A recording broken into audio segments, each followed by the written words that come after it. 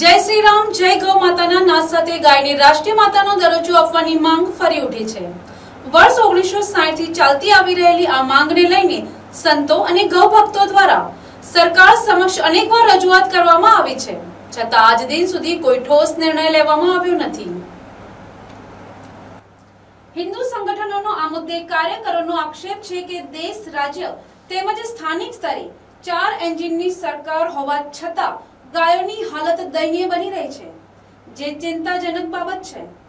ગૌ માતા માટે યોગ્ય સંરક્ષણ અને સન્માનની માંગ સાથે હવે ફરી એકવાર જન આંદોલનનું આયોજન કરવામાં આવ્યું છે। આવતી 7 મેના રોજ મ્યુનિસિપાલિટી કચેરીથી મામલતદાર કચેરી સુધી એક રેલી યોજાશે।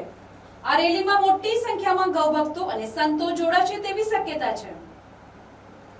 રેલી દરમિયાન દેશના પ્રધાનમંત્રીને સંબોધિત એક આવેદનપત્ર પણ આપવામાં આવશે, જેમાં ગાયને રાષ્ટ્રીય માતા જાહેર કરવાની મુખ્ય માંગ ઉઠાવવામાં આવશે।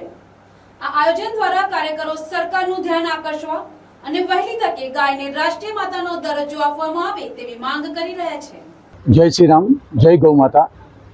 ગાયને રાષ્ટ્રીય માતા થાય તે માટેની લડત 1960 થી ચાલી આવેલી છે, જેમાં દેશના દરેક જ સંતો અને જનતાની આ માંગ છે સરકારની સમક્ષ કે ગાય માતાને રાષ્ટ્રીય માતાનો દરજ્જો મળે। તે કામ આજ સુધી થયું નથી ને અહીંયા 4 એન્જિનની સરકાર છે, પણ પંચાયત હોય, પાલિકા હોય, રાજ્યમાં હોય કે કેન્દ્રમાં હોય, સરકાર આપણી જ છે, છતાં પણ ગાયની આવી જો સ્થિતિ હોય તો એ દયનીય છે। એના માટે સરકાર આના પર ધ્યાન આપે તે માટે 7 મેના રોજ મ્યુનિસિપાલિટીથી મામલતદાર સુધી એક રેલીનું આયોજન છે, જેમાં દેશના પીએમ સાહેબને એક લેટર આપવાના છે કે અમારી આ માંગ સ્વીકારો, ગાય માતાને જલ્દીમાં જલ્દી રાષ્ટ્રીય માતા જાહેર કરો। Bureau report, NTC news, Navsari.